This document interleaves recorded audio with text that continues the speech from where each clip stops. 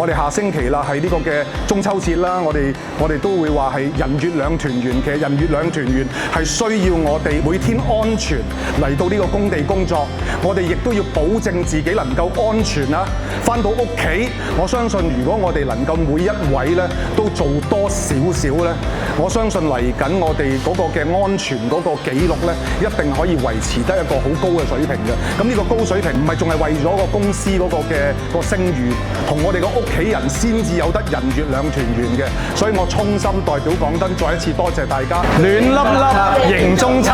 耶！